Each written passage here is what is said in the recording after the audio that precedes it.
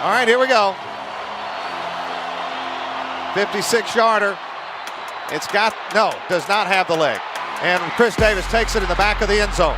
He'll run it out to the 10, 15, 20, 25, 30, 35, 40, 45, 50, 45. There goes Davis. Oh, my God. Davis is going to run it all the way back. Auburn's going to win the football game. Jones goes to the end zone. Oh, what a catch. Devontae Smith. Touchdown, Alabama. Holy cow. You don't even know what to say sometimes. Georgia with a blitz. Trask going to the end zone. Pitts. Touchdown. My goodness. Joe Burrow he's so calm, so confident, knows where he wants to go with the ball the majority of the time. 22-year-old transfer from Ohio State eluded the rush. Lofts it deep for a touchdown. Jamar Chase. Dobbs heaves it. They're bunched up in the end zone. It's tipped up. It's caught. It is caught. Jawan Jennings. Jawan Jennings.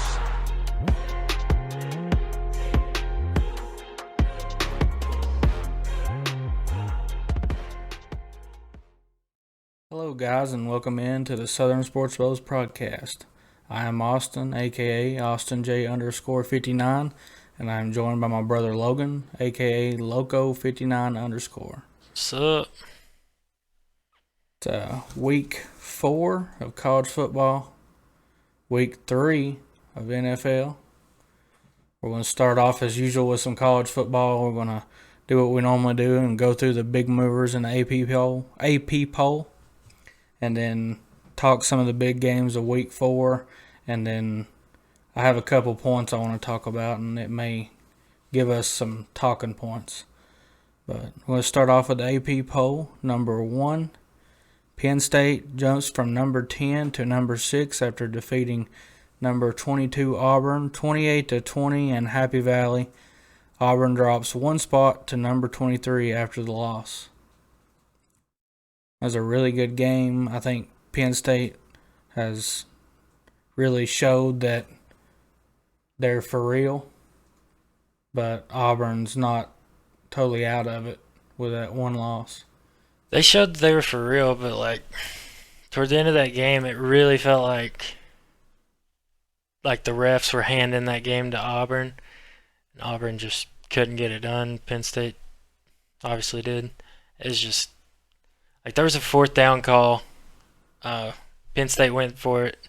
They were on 4th down territory, and refs said they were short. I don't think they were short. Anyways, Auburn just couldn't capitalize on that. Now we'll see how Penn State goes through the rest of the Big Ten schedule. I have Michigan and Ohio State. It looks like their biggest threats, and Auburn always gives Alabama a game, so Auburn still has a good road in front of them. Number 2, after a not-so-stellar performance and a 14-8 win against Georgia Tech, Clemson falls from number 6 to number 9. Clemson did not cover the spread against Georgia Tech. I don't think Clemson's there. Everybody thinks, everybody assumes they are, and they have been. Yeah, we'll get into that later. That's one of my talking points. I want to get into. We may want to. With the ACC, they may still be there, but there's going to be some other teams that are well above Clemson and in the top 5, top 4. But that's sort of what I want to get into later. This could be the downhill fall for Clemson.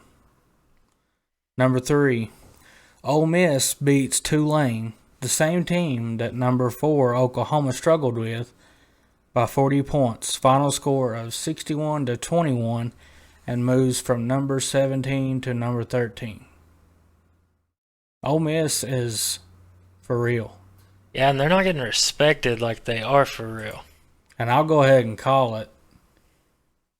They're off this week, but Lane Kiffin and Ole Miss will go to Tuscaloosa and beat Bama next week. I'll just go ahead and call that shot. Because that's their Super Bowl.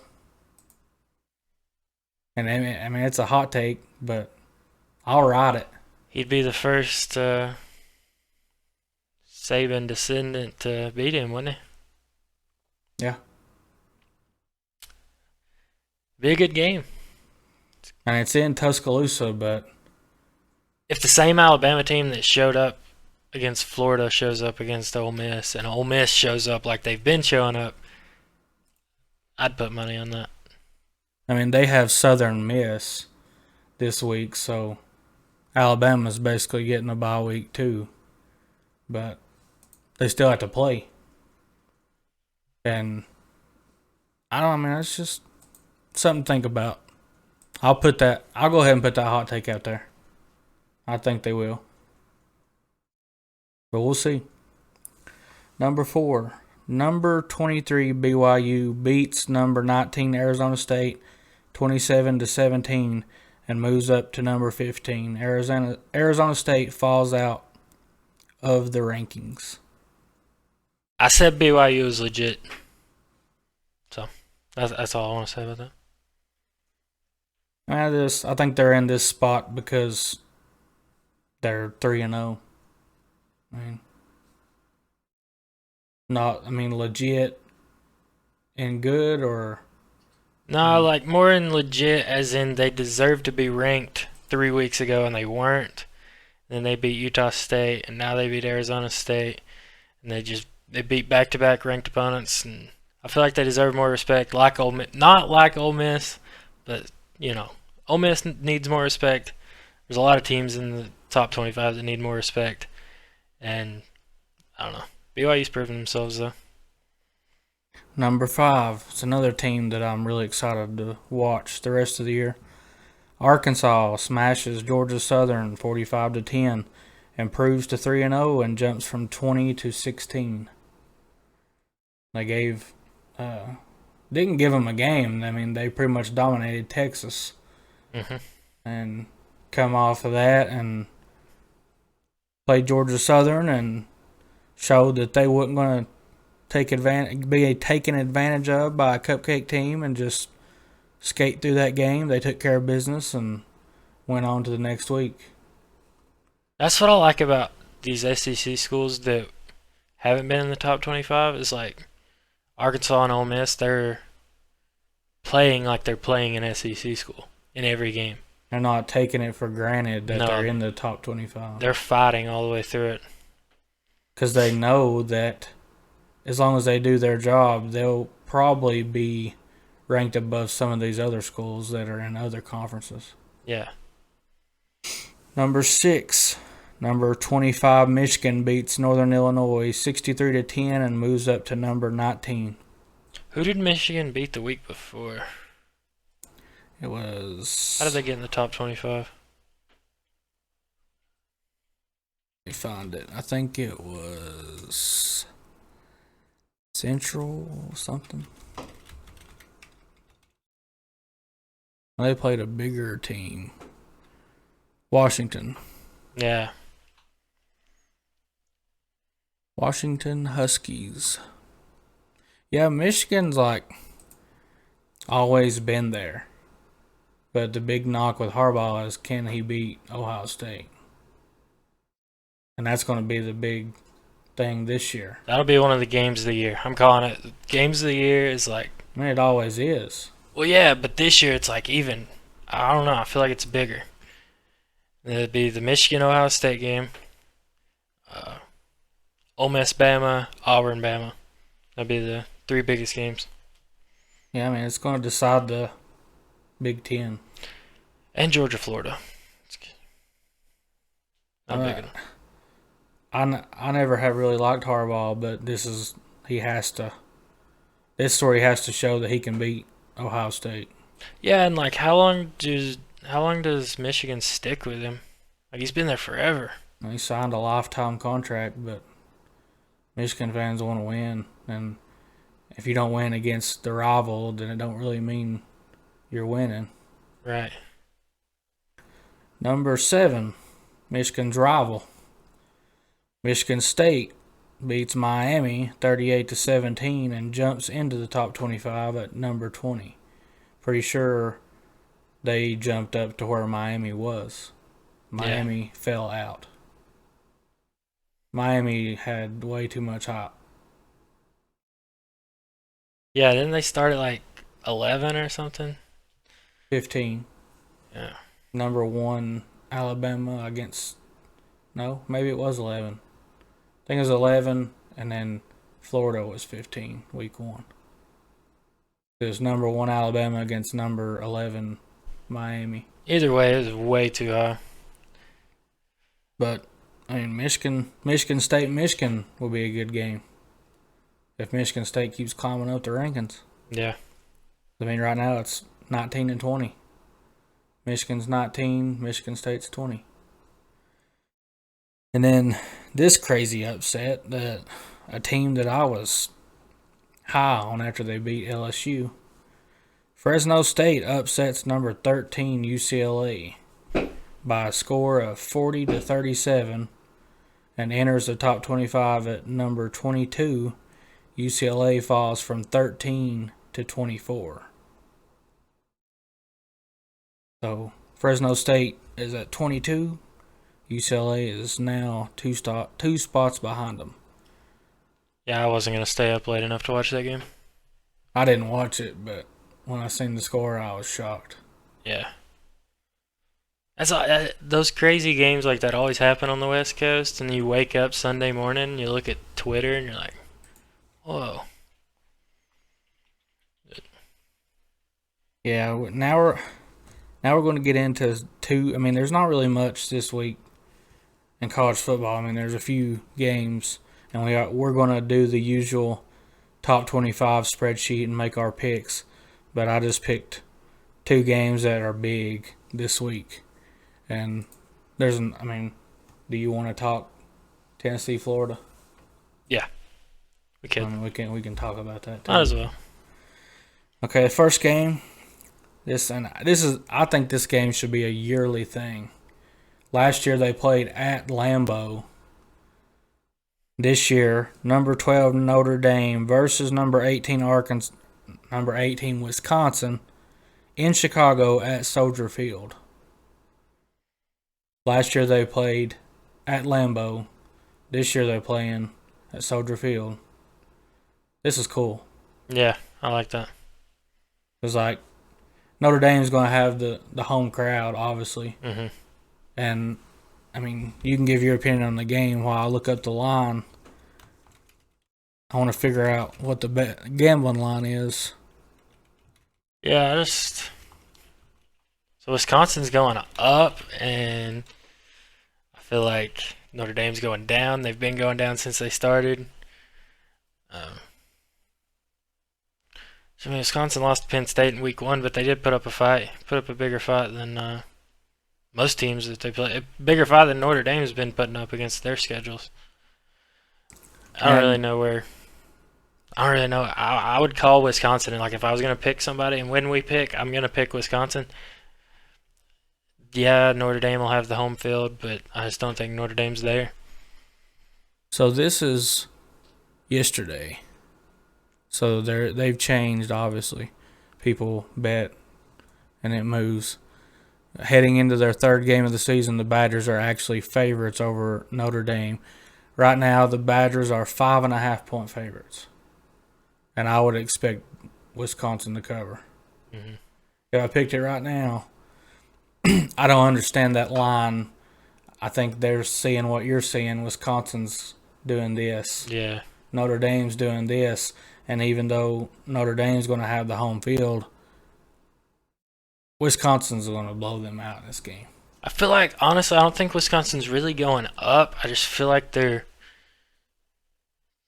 just sort of hanging out, you know.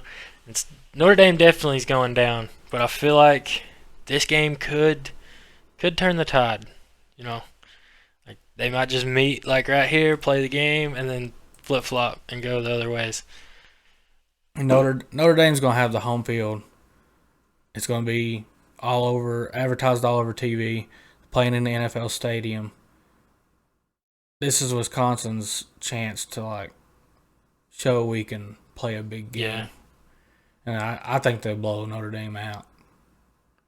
Maybe not blow them out, but I think they're gonna beat them pretty good. I'd say 2 touchdowns. Yeah, like 17 points. Yeah. 14, 17 points. Next big game of the week, it's another alternate site game. Real tradition game. It's played every year. It's be a good game. Number 7, Texas A&M versus number 16, Arkansas in Arlington at AT&T Stadium. Jerry World. It'll be a good game. Taking Arkansas in that game. Me too. I think Arkansas's got it. No disrespect to A&M because they had a lot of hype coming into this season, but Arkansas's on a roll right now, man. I don't think it's going to take a lot to stop them. Arkansas's playing with a lot of heart. Yeah. And I think one game like this, that heart don't carry them as far as they want to, could really hurt their season. Mm-hmm. Like if they come up short in a big game like this, they're like, well, what are we doing wrong? Like it could really alter their season. But to add on to that, I think like if they come up short, it could really alter their season. But if they come up big, it could launch them, like kind of out there. But if Ole Miss upsets Alabama, Arkansas only has to beat Ole Miss. I think it could launch Arkansas to Atlanta. Like the stars would have to align. It would be crazy to happen, but it's possible. If they win a big game like this on a big stage, I could see it. If A&M can pull it out, Calzada is going to have to show that he's a big-time quarterback.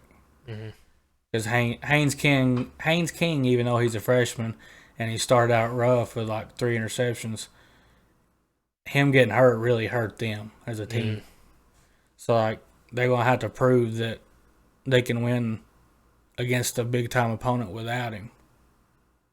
And I mean, Arkansas is going to come in and hit them right in the mouth. I mean, this game means a lot for both teams, so the emotions are going to be high. And even, like, this game might as well be the Super Bowl for them. If I had to pick who's playing, if I had to go off previous performances, I'm going with Arkansas. If I have to go with coaching, I'm going with A&M. But Sam Pittman's really impressed me at Arkansas, too. Or he surprised me, but he's surrounding himself with really good assistants. So we'll see. It's a good game every year.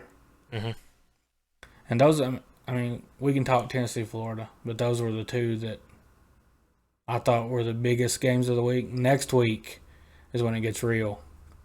When you get into SEC, not SEC, just SEC, but big time conference play as a whole, across the whole league. So, I mean, that next week we'll have a lot. It should be a lopsided towards college next week as far as what we talk about, because conference play will really change things. But as far as Tennessee, Florida's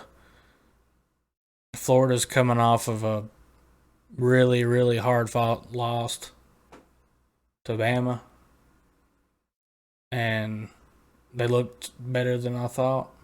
And do you want to get into my 2 points? Sure. And sort of talk about Tennessee and Florida as we go through this too, because you can link them together. But my big question, and I think we can talk for a pretty good minute on this, is Florida better than we thought? Is Alabama worse than we thought? Is both true, or is neither true?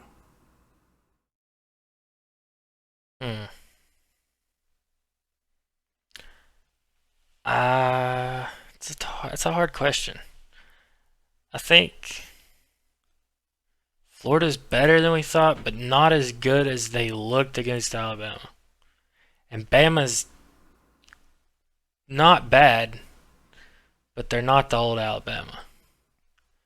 This is like their first test. Their defense is not. And their defense is not an Alabama defense. So, and no Alabama team ever lets up like they did late in the game like that. They had a 21-point lead going into the half, or it was 21-3 at one point, and they scored 10 points from the first quarter to the end of the game. It's 21-3 in the first quarter. Yeah. But then it was 21-10 at halftime. The big takeaway, all I've heard, not only in the first 2 weeks, but all off season, this is not your grandpa's Florida team. This is not the Florida team that you know in the past where they have a really good defense. Well, they held Alabama to 91 yards rushing. Mm-hmm. So they're pretty good.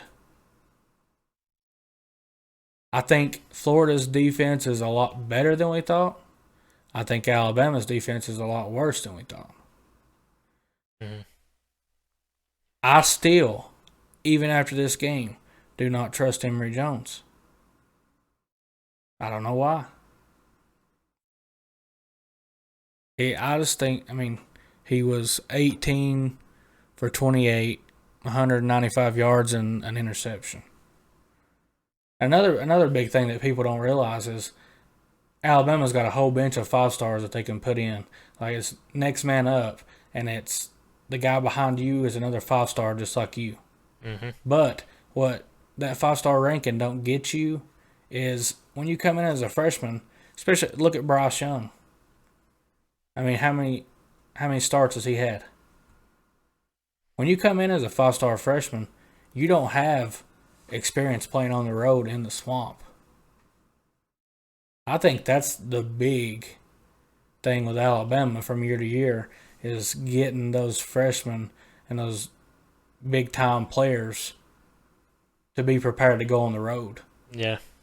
And this is like, college football stadiums are a different breed, too. And nobody cares about neutral site games. Alabama plays a neutral site game to start the year every year. And you can't even compare that to what they just went through Saturday. Because you have Alabama fans travel and the other team, like, to open the year, Alabama and Miami. Miami fans travel to that game just as good as Alabama fans travel to that game. It's a neutral site game. But this, you can't prepare. I hate Florida with every bone in my body. I hate them more than any college football team in college football. More than Alabama. But you can't prepare a freshman to go play in the swamp. Nope. I think that was a lot to do with it. Like, Florida having home field advantage, and I don't care who you are, whether you're Florida or Florida A&M, you get up to play Alabama. Like, this was their Super Bowl. So saying that, I never say, like, we just said that I think Alabama's as a whole, Alabama's worse than we thought. They're not worse, they're just not as good. No, they're not as good as we thought, but they're not bad. They are the number one team in the nation. I don't think Florida's better than we thought. I just think they got up for this game. Yeah. Now, with that said, it's rivalry week. It's Florida week. How does Tennessee beat Florida? I don't ever say that we were going to. I never pick us to win this game because we've only beat them 5 times my whole life.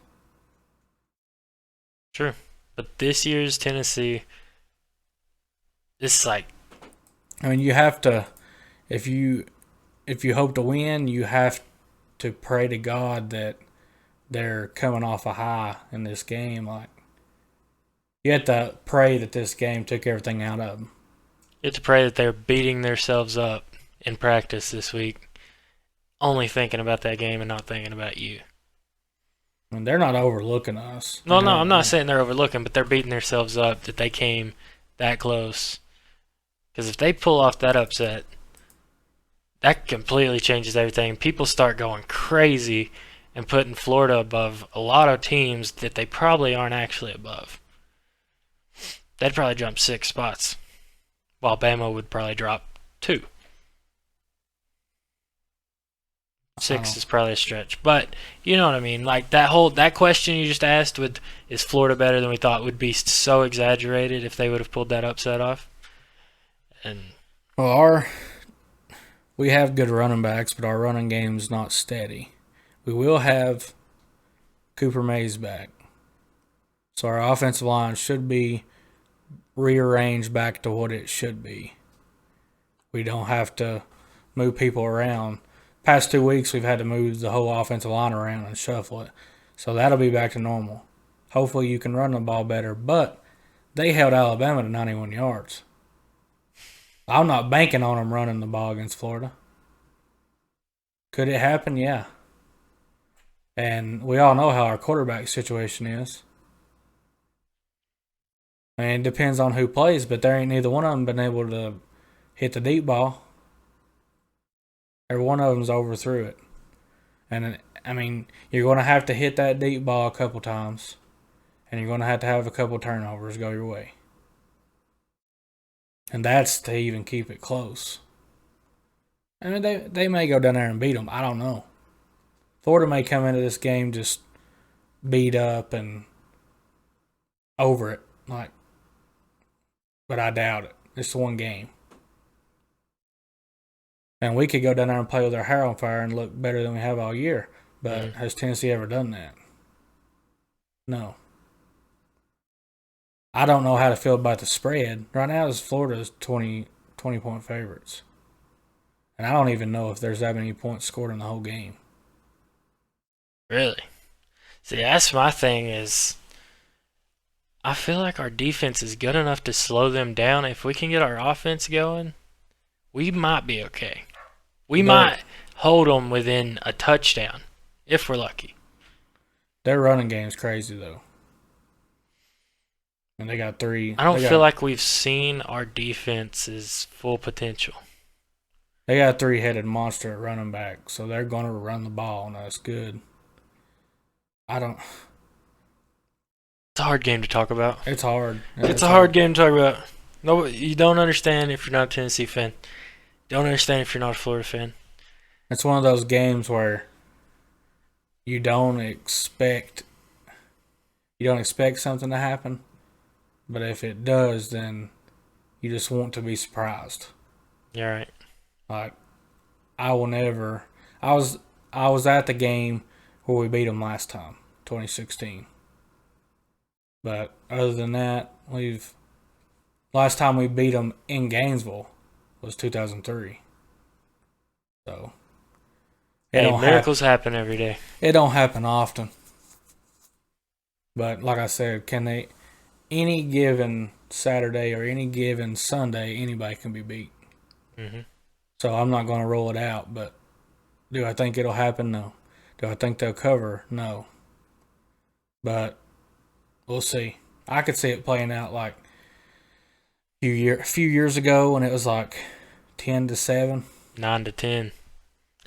Kicked 3 field goals because our offense couldn't do anything. They kicked a field goal early, and we had a 6-point lead the whole game, and they scored a touchdown at the end. So yeah, I mean that's the thing with the Florida game, man. Just to get on that Tennessee fan side of me, it always turns out in their favor. Like, the craziest play happens in like the last 5 minutes of the game, and it ruins everything for us. But we can move on if you want to before we get too emotional. And before we get on the NFL, I think if you think we can talk about it now, then we can. I think we should give it one more. Let's see who they play. They play NC State next. Clemson. Another ACC game. I think we should wait till after this game and see how they come out against NC State. But if you want to talk about it now, we can. Is Clemson on the downhill? It's like a too soon to call type of thing. That's why I said is what you hope. But what I feel is yes. I feel like Clemson finally ran out of that magic that they had whenever they had Deshaun and they had T-Law and Higgins and they had championship teams. And now they're doing what we thought all these years that Alabama would do. Alabama's just always had depth. And I think they finally ran out of depth. They figured them out. Yeah, something. Or other teams have figured out how to go up against him in recruiting. Yeah. Probably Georgia. Georgia's probably getting all their kids now. But would that change if Clemson came to the SEC? Yeah. I think they should too. And Clemson fans will probably get pissed at me saying this. I don't really care. I don't care what you're saying. I call him DJ Ukulele. The quarterback. Deshaun Watson ain't walking through that door. He's gone. Trevor Lawrence ain't walking through that door. He's gone. You got a quarterback in a Dr. Pepper commercial, and he ain't playing worth crap.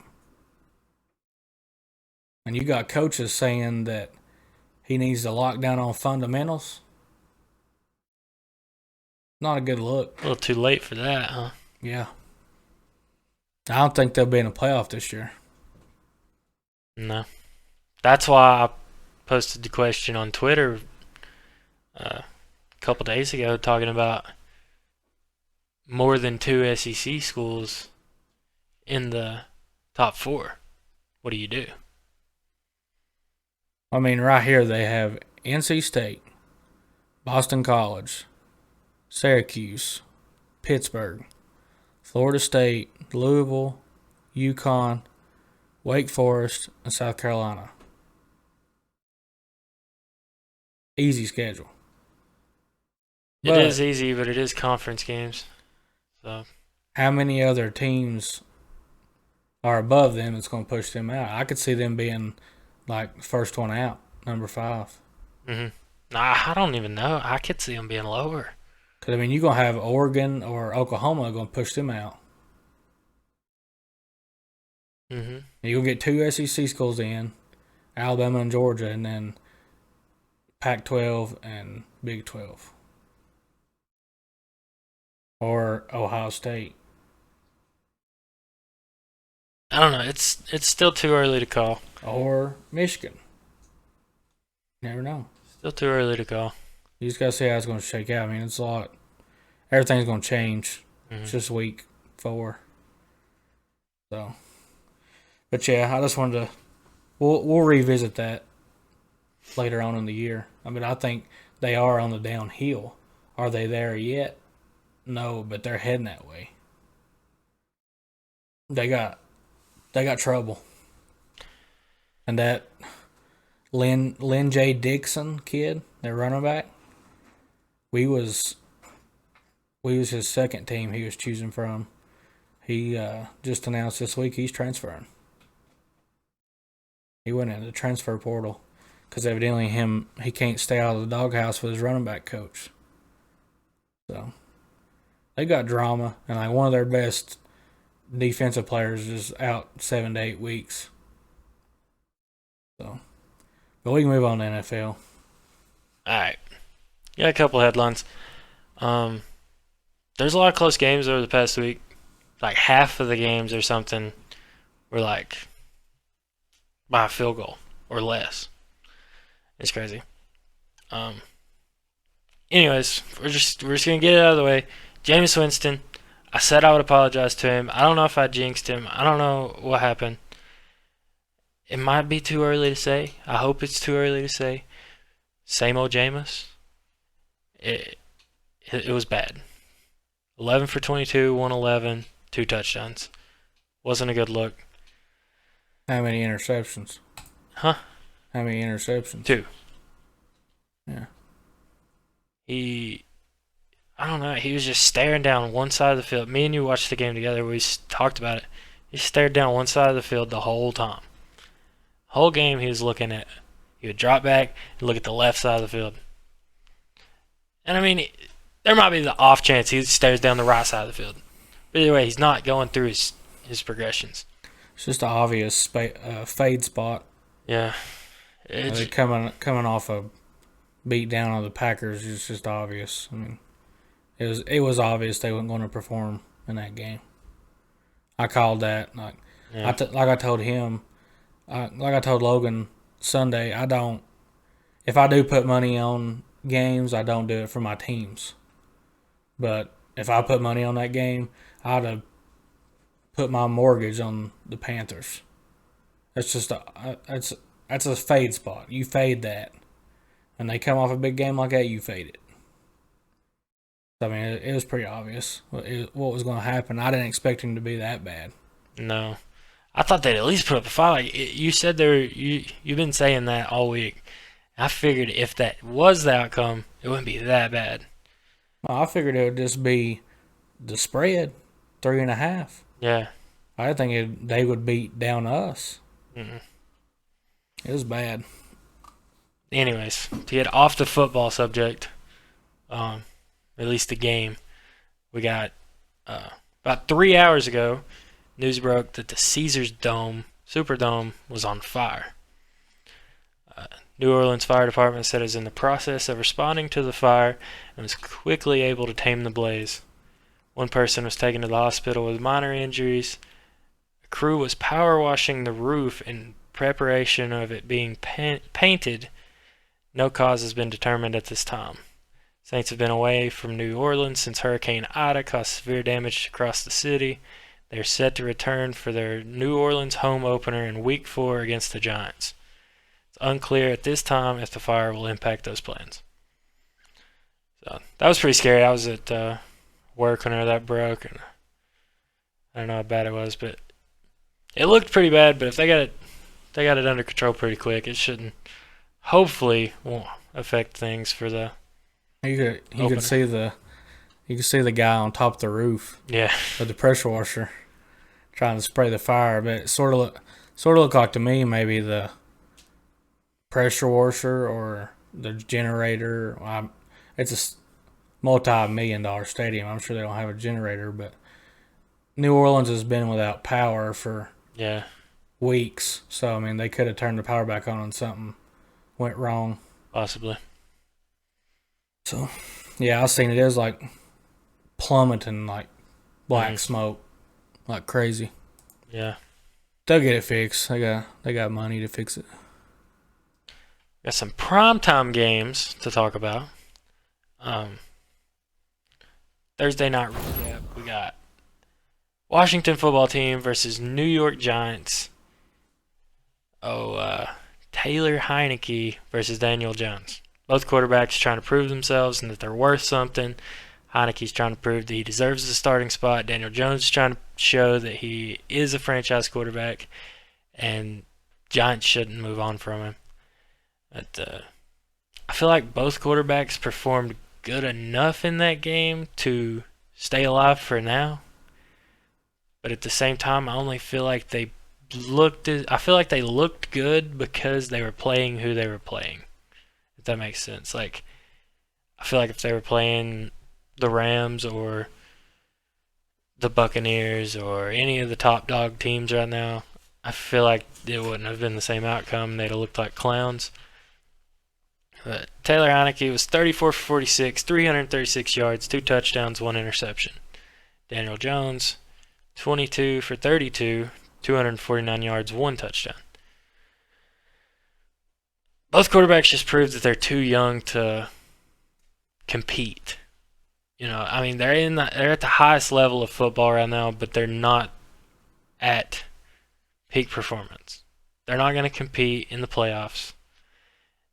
The pressure got to them the pressure got to both of them in the fourth quarter, and neither one of them could do anything. Like Heineke had the ball late. I think it might have been tied up or leaning one way. I don't remember how it ended. It was a week ago, but Heineke throws an interception or something, turns the ball over. Daniel Jones goes right back down the field and does the same thing. Heineke finally gets the ball back. I think they kick a field goal to win that game. Washington does, but it's just like both quarterbacks at the end like freaked out and couldn't compete, like couldn't close the game out.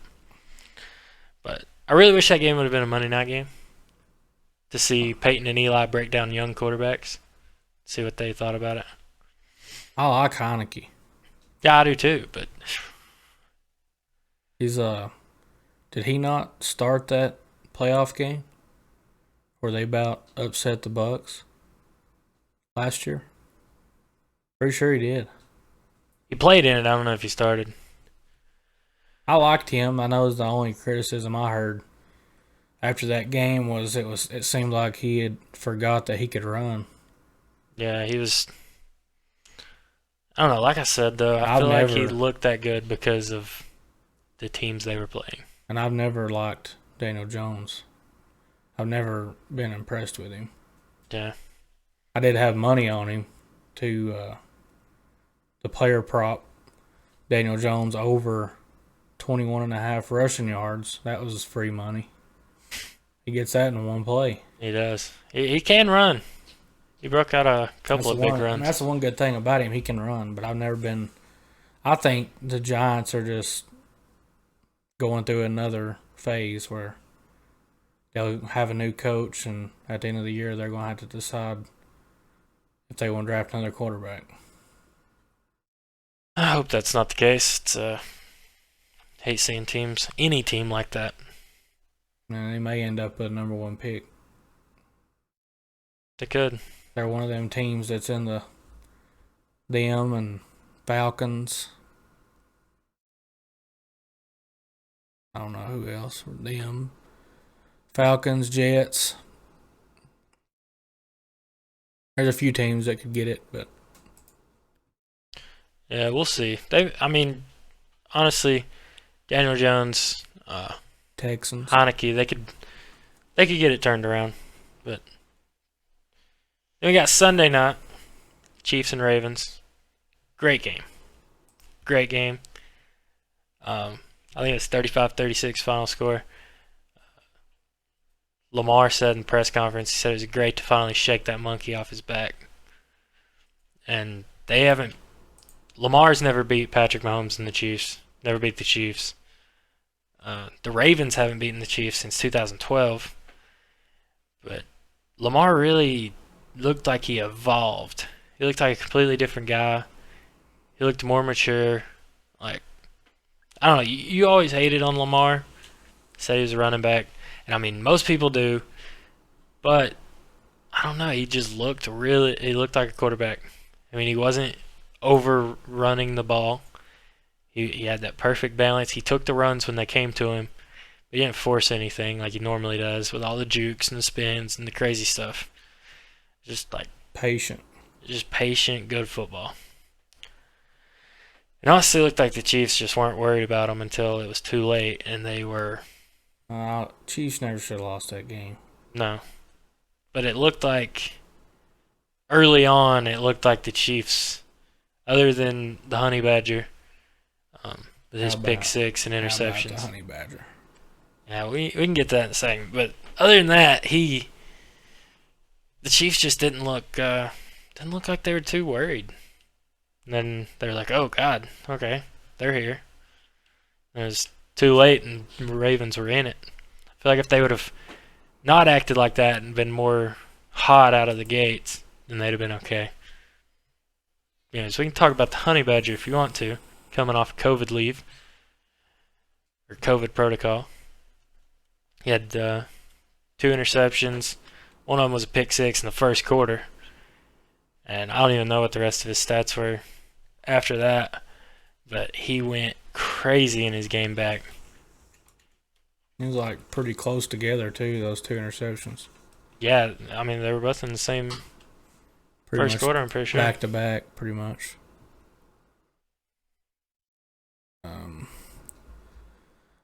1 touchdown. That was the pick 6. 6 tackles, 2 interceptions, 50 yards. Pretty good game. Yeah. That's just what he does. He's really moved from a trash talker to a leader, I feel like, in a way. Like, he holds people accountable way more than you would expect somebody like him, who you would assume would be sort of all about himself and immature in a way. He's the leader of that defense. He is, yeah. Anyways, let's move on. Monday Night Football, Packers Lions. Aaron Rodgers kind of trying to shut everybody up. Aaron Rodgers played great. Lions offense, who knows if they played great. Packers defense couldn't stop them. Packers defense usually can't stop anybody. So I'll just let you take over. I was at a high school game, so I didn't get to watch a lot of it. I watched second half, but they said everything I heard. They said the Lions did look pretty good until it started raining, and that was the big deal coming out of the draft. All the complaints about Jared Goff saying he had small hands, and everybody said, well, that's not a big deal. But when it's a wet ball like that, you can't grip the ball. Mm-hmm. That's what everybody was saying. Why they had such a hard time after it got wet was he didn't have a lot of grip on the ball. My biggest takeaway from that game is, like, Packers aren't going to compete or be a contender unless they get this defense turned around. Aaron Rodgers can't do everything. Aaron Rodgers and the offense can't do everything by themselves. The Lions won the coin toss, I guess, because they knew the rain was coming or something. They took the opening kick. Both offenses scored on each of their first 3 drives. We're 2.5 drives in for each team. Lions had the ball, scored a touchdown. Packers got the ball, scored a touchdown. Lions got a touchdown. Packers got a touchdown. Lions kicked a field goal. This takes you like midway or almost to the second quarter. Probably the second quarter. And everybody's hating on Rodgers because they were losing to the Lions, but the defense couldn't stop anybody, which was making Rodgers look bad.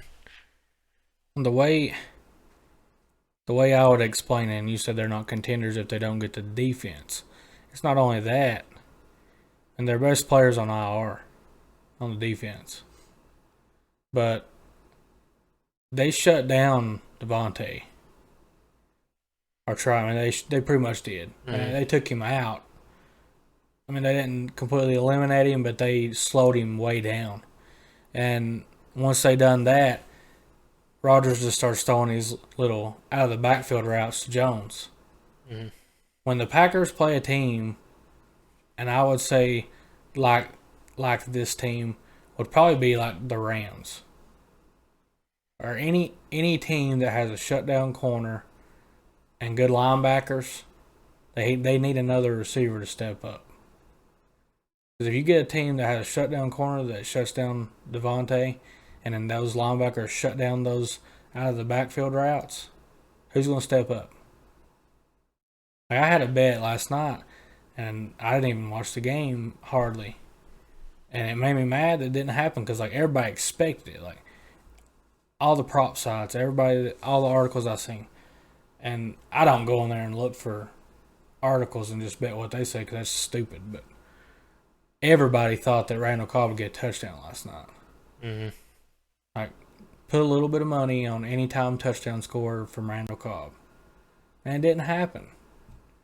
Like, he needs another receiver to step up. Somehow. Because, I mean, Adams and Jones can't carry that whole team. Well, another team might be what he's thinking. Yeah. But, him and Devontae go to a team that's got another good receiver. Mm-hmm. Yeah, it was a good game.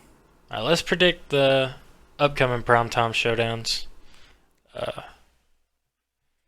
Thursday night, you got the Panthers versus Texans. Tyrod Taylor's out with a hamstring injury. We'll just do these really quick. Who you got? Panthers, Texans. Panthers. Panthers? Me too. Trying to find the spread. I couldn't even tell you the spread on. Sunday night, you got Packers versus 49ers. You got in that one. Packers at. Good tell you. So it's Carolina Panthers at the Texans. Panthers is an 8-point favorite. Yeah, I'd take the Panthers. yeah, me too. And then it's Packers at 49ers. Packers at 49ers. 49ers are minus 3.5. 3.5-point favorites. I would probably take. I'm taking Packers.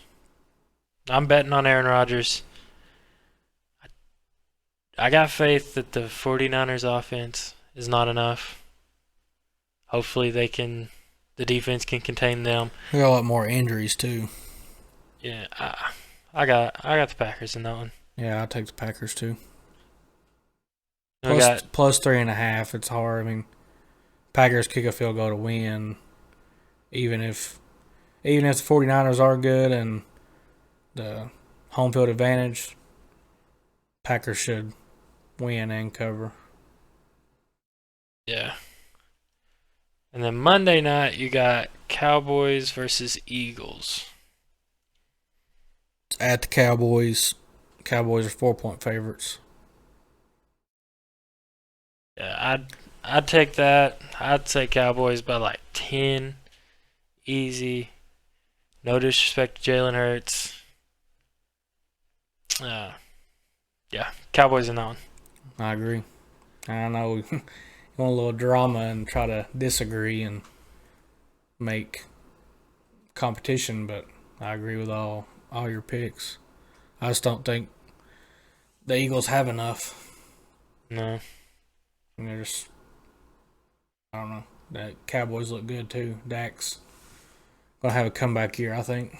I'm betting on the Cowboys. I bet on the Cowboys last week. Betting on them this week. I'm betting on them until they give me a reason not to. I just got faith in them right now. I don't think they'll go too far, but I'm betting on them for now. Yeah. All right, we got a new segment. Trying to expose the fakes, figure out who's real. Contenders or pretenders. We're going to take teams coming off a win and predict if they're legit. I'll go first. Well, let's just go back and forth. My first one, Green Bay Packers. I think they're a contender if they get their defense sorted out. Like we talked about earlier, I'm not going to go into it again, but if they get their defense sorted out, Green Bay Packers, contender. You want me to give a contender? You can give whatever you want. I just have a list, they're random. Browns, my first contender. I just think the Browns are going to be good, and they're going to make the playoffs, I think. But they're going to have to get Odell and Jarvis Landry back full health and find some balance. And in the run and pass, it can't be too heavy on one side, because people are just going to go if they lean on the run too much, they're just going to stop Chubb, and then they'll be screwed. That's the big thing with them, is getting their weapons back. But they should be fine later on in the year when playoffs get here. All right. I got Tennessee Titans pretender. No disrespect, but you can't go out there and do what you did against Arizona and then beat Seattle and expect me to let you off the hook. You can prove me wrong. I can change you from being a pretender to a contender. But just right now, you're a pretender. Sorry. Think the Arizona game could have been a wake-up call? Could have been. And they could take that game and run with it. And Yeah. But I mean, if that's what you're thinking, and you're thinking that they didn't, like maybe they went into that thinking it was easy, they didn't sleep on any of their preseason games. They tried pretty hard in all their preseason games. So, not you can really judge anything by that, but I don't know. Like I said, we'll see. I might change it. Depends on what they do. my first, I don't really know. They're coming off a win. I don't really know if you can call them a pretender because I don't really know if they were ever contenders. But they're hot right now, and that's the Raiders. I don't think the Raiders are serious. I like Waller. I like Jacobs. They got good players. I like their team. They're fun to watch. Mm-hmm. But I just don't think they have enough to carry them deep in the playoffs.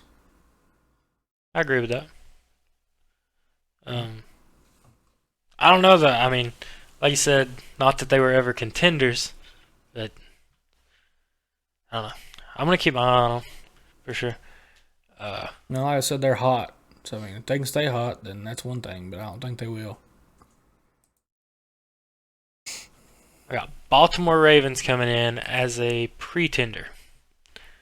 I think the injuries are going to catch up to them eventually, and they just don't have it this year. I think they could do it next year, and they could be a contender, but just not right now with all the injuries they got. I've got my last contender is the Rams. I think I've said it. You've heard both of us say it in previous episodes. I think just the addition of Stafford is monumental. Mm-hmm. And it's going to be playoff or bust for them. And that's very crazy to say, but it is. I mean, it's like they're going to no doubt make the playoffs. And they could very well make a Super Bowl with him. I guess I'm excited to see. I'm excited for, because I've always liked him, I'm excited for Stafford to finally be on a team that appreciates him. Now, I want to see how far Stafford and a team that appreciates him can go. Mm-hmm. I think they're for real. They'll have a chance. I mean, they'll have to prove themselves in bigger games, but I think they will. I mean, Stafford's always been a performer. They'll do fun. I mean, they're playing the Bucks Sunday. My next team here is I got more pretenders than contenders. Austin stole one of mine with the Browns, so I wasn't gonna say it, but one of my pretenders, my last one, is the Cardinals. They just got some, like, the first year with Patrick Mahomes and the Chiefs vibes. Like, maybe Kyler wins the MVP, but I don't think they got enough in them to make it to the Super Bowl. So, I'm just going to say they're a pretender. Hopefully I'm wrong. I really do hope I'm wrong. But right now they're a pretender in my eyes. And my last pretender, it's sort of the same as the first one with the Raiders. Like, I don't know if they ever was contenders. I mean, they are. I think they were no doubt going to make some kind of playoff, like at least a wild card. But I think the same way with the Ravens, I think the injuries will catch up with them. They got a couple big receivers out. Mostert's out, and that's the 49ers. I just don't. They're going to have a quarterback competition. I think it's competition.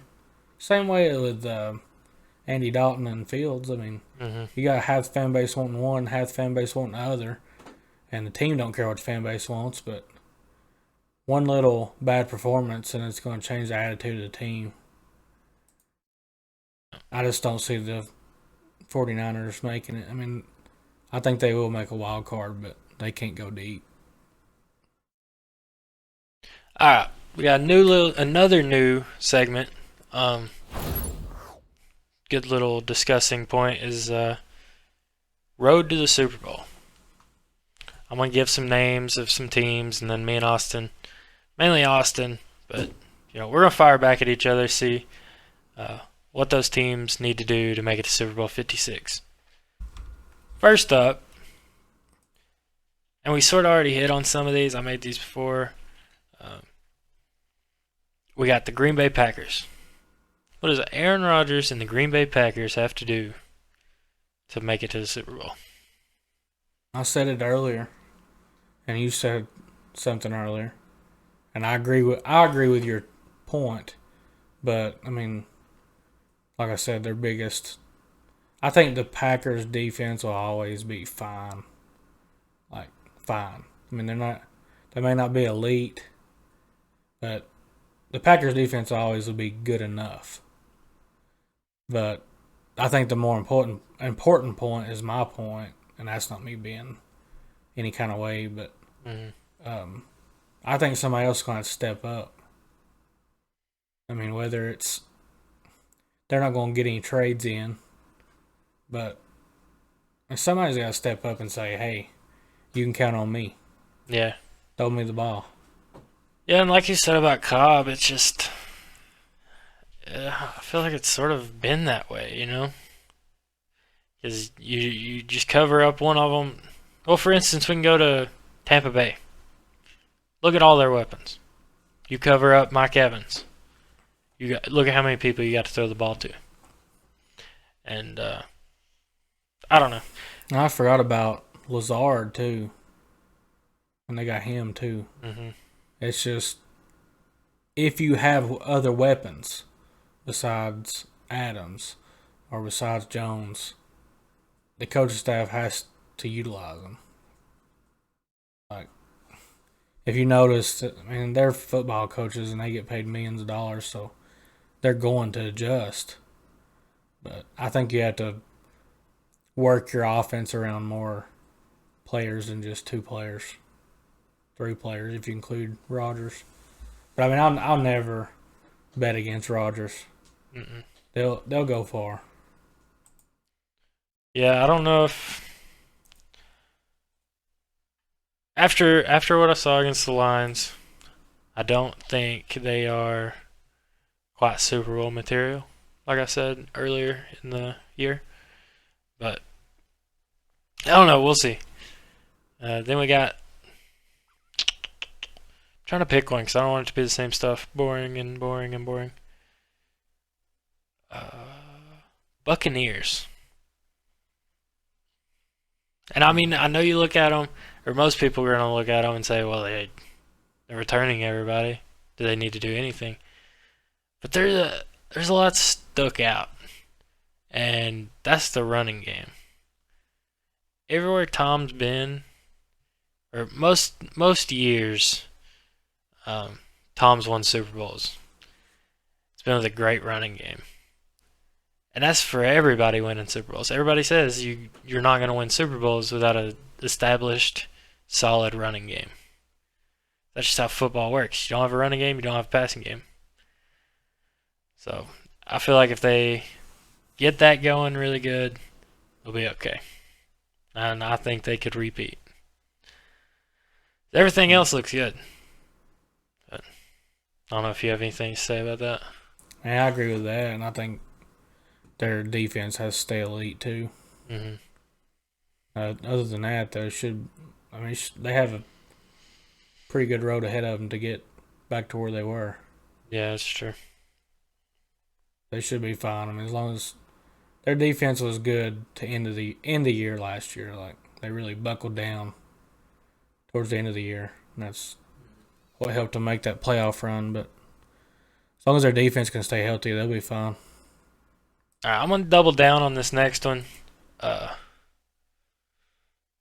already hit. I had the last 3 I got. I got the Browns, Ravens, Cardinals. I already hit on the Ravens. I want to put the Browns and the Cardinals together, and they got to get better at responding to adversity. I feel like late in the game, in both of their games this week, late in the game it just didn't go their way, and even in week 1, whenever the Browns played the Chiefs, Baker Mayfield made some mistakes really late in the game that cost him. I mean, he threw an interception on the Browns' last offensive drive that ended the game for him. So I feel like if the Browns figure that out and get their fourth down offense sorted out. And Cardinals the same way. I feel like they'll be all right. Both teams will be okay. As far as the Cardinals, they got to be more consistent. Mm-hmm. I mean, they got to protect their quarterback. And I'm looking right here against the Vikings. They allowed 3 sacks on Kyler.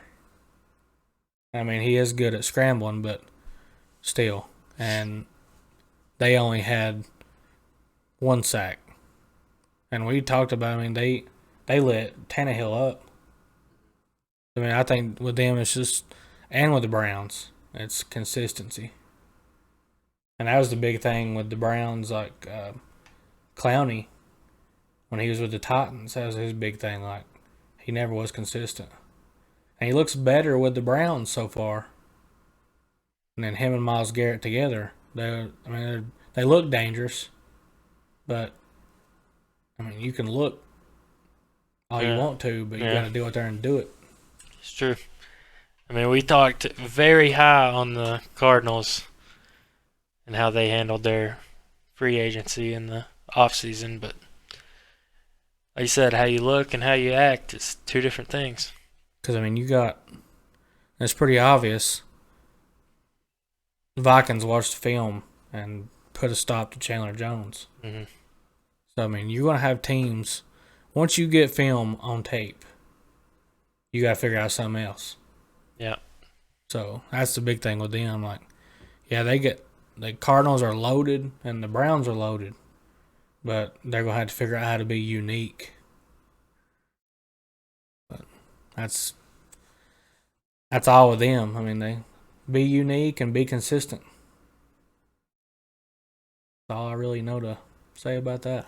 All right. Our next 2 segments that we're bringing up, we did both of them last week. We got, first one's winners and losers. We got the, I'll go ahead and give all my winners and all my losers. Well, I'll just give one. We'll go back and forth again. My first winner is the Baltimore Ravens. They got destroyed by the injury train, and they still ended up pulling off Lamar Jackson's first win versus Patrick Mahomes and the Chiefs. Well, I guess they pulled off the Ravens' first win versus Patrick Mahomes and the Chiefs. They haven't beat them since 2012. On the big stage, with the whole world watching, Lamar Jackson shut up his haters who said he couldn't be an effective quarterback in the NFL. Kind of struggled on that one. You wanting to do the funny and serious thing again? Oh, yeah, you can do whatever you want. I'll just go ahead and give all of mine, like straight down the list. Okay. Because we're getting pretty far into it. Winners, funny winners, Packers fans. Aaron Rodgers is still relevant. You don't have to worry about that. And he's not here to run your organization into the ground. You ain't got to worry about him throwing games just to get back at y'all. Just calm down. And the losers is whatever surgeon done Jameis Winston's LASIK surgery. Y'all need help. Bad help. But in all serious, my serious winners, Kyler Murray. 2 stellar performances back to back. I mean, they just beat the Vikings by 1 point, but he had 2 really good games back to back. And in my opinion, right now, he's the front runner for MVP. 2 weeks in. And it's just 2 weeks in. Losers, the refs. Did you see the Julio play? I watched a replay of it, but... And they took forever and said they didn't have the right angles. Yeah. And you're the NFL. You're the pros of all pros of football. You're the biggest stage of football. And you should have cameras at every possible angle. And they was talking about it on Pat's show, saying that SoFi Stadium has like thousands of cameras because they wanted to get out ahead of everybody else. There's no excuse that you should be missing calls in today's age of technology. So be better. Yeah. You can go to In the Pocket. Well, hang on. I want to give mine to add on to that one. I had two more. I had two losers, and sort of funny, I guess. I mean, it sort of sucks, to be honest. Chargers losing their home opener in their brand new stadium in front of their fans for the first time to the Cowboys. Anyways, my other loser was also the refs for a different version or a different reason. Is the taunting penalty? It's getting ridiculous. That's Like, stupid. you can't celebrate without it being a taunting penalty. You got people getting penalized for clapping their hands. There was a strip sack / interception thing in the Bucks-Falcons game, and they grabbed the ball off the ground, or however they got the ball from Matt Ryan and was walking into the end zone backwards, and they called a taunting penalty on it. Like, I think the big thing they got to make some set rules of what's taunting. And they've stated that the big thing is it can't be directed towards the other team. But still, that's stupid. Yeah. Like, it's competition. If you're playing, which obviously I never have, but I assume that if you're playing high-level NFL football, you're going to be very competitive. Mm-hmm. And you want to trash talk. It should be and is a part of the game. It shouldn't be stopped or took out of the game. Trash talk in football is just normal. Yeah. So, anyways, I agree.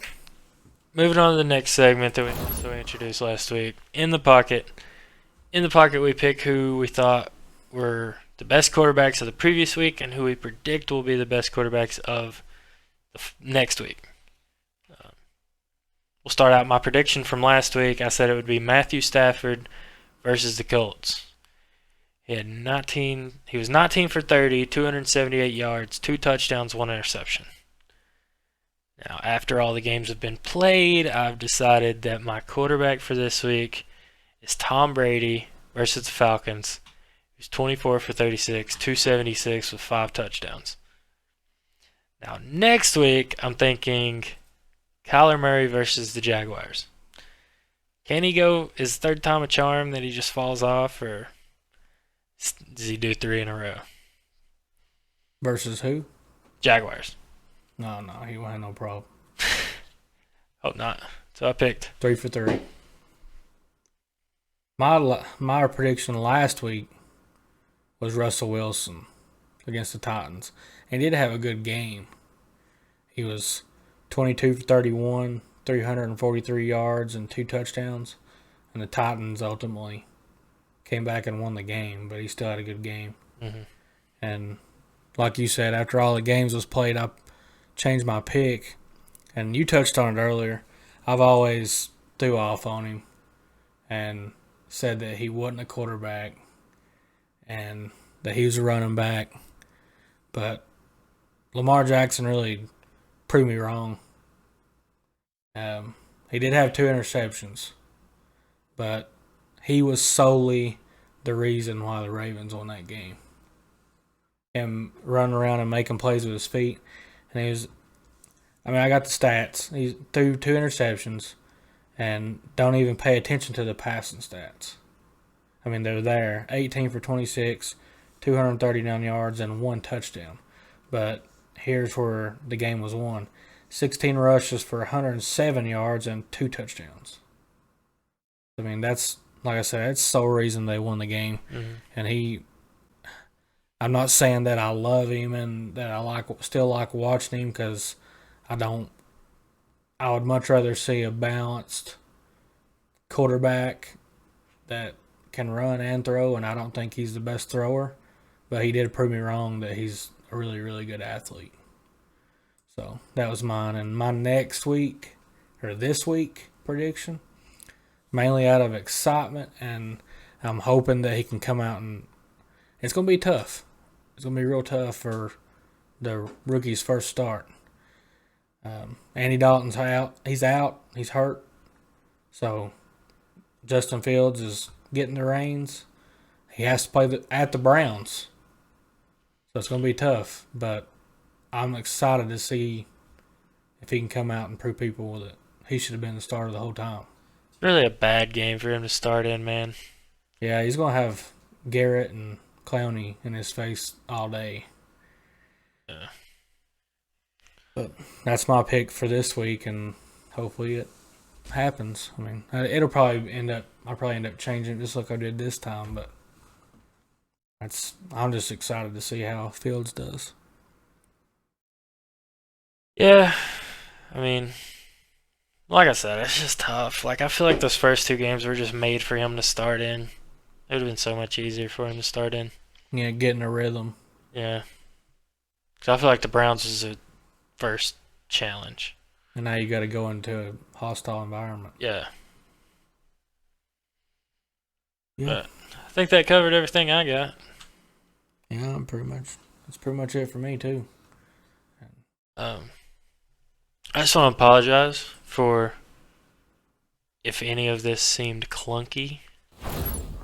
I forgot my notes. I made all of my notes like 45 minutes before we started. So I'm proud of myself. I hope you are too. We got 5 segments now, so should be set in stone from here on out. We shouldn't have any roadblocks, or now that we know our segments, it should go pretty smooth, and we'll start sticking to a consistent order and all that. So Still though, if there's any ideas you got, yeah, or anything you didn't like, any of the segments, comment sections are made for a reason. I'll be reading comments, them. Twitter DMs, email. You'll be able to find that anywhere. And even if you don't, we appreciate you listening on, whether you're listening on the podcast at work or whether you're watching on YouTube right now. We appreciate you watching, listening. And as always, make sure you hit that like, comment, subscribe. And we will see you next time. Me and Logan, we're out. See you guys later.